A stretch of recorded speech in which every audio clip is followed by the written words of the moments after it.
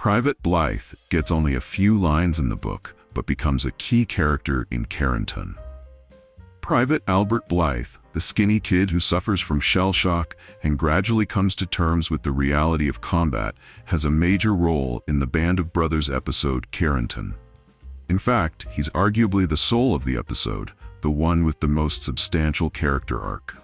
In the book, by contrast, Blythe is mentioned on just 2 pages.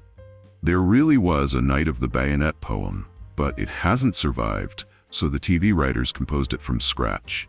Episode 3 of the series, Carrington, includes a scene in which Sergeant Talbot, wearing a looted German poncho, attempts to awaken Private George Smith to put him on watch duty. The book makes no mention of American Volksdeutsche soldiers serving in the German army. In the episode Day of Days, one of the German POWs, who afterward may or may not have been machine-gunned by Lance Spears, has a brief conversation with Malarkey. Malarkey is surprised to find that this German soldier was born and raised in Oregon, not far from Malarkey himself. In the book, there's no suggestion that Malarkey is too war-weary to participate in the patrol at Haguenau. In episode 8, The Patrol, gung-ho young West Point grad Letter Hank Jones, Colin Hanks, asks Captain Winters if he can go along on a dangerous night patrol being planned to capture German prisoners. Jones is eager to see combat before the war is over.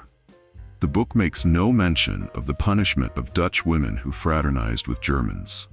In the episode Replacements, Easy Company arrives in the Dutch town of Eindhoven, liberating it as part of the ill-fated offensive known as Operation Market Garden. The American soldiers, as shown in the series and related in the book, were welcomed by the Dutch citizens as heroes. Medic Eugene Rowe's friendship with a Belgian nurse is not in the book at all.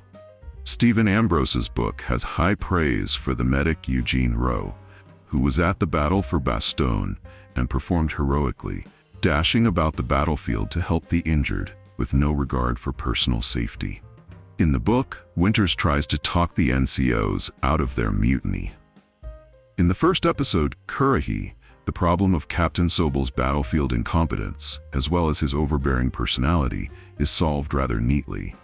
The machine gunning of German POWs by Lance Spears is only a rumor in the book.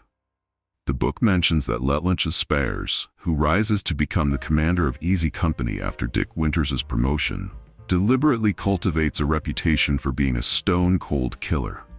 The reputation mainly rests on the rumor that, in the first days of the Normandy campaign, Spears machine-gunned a group of German POWs after giving them cigarettes.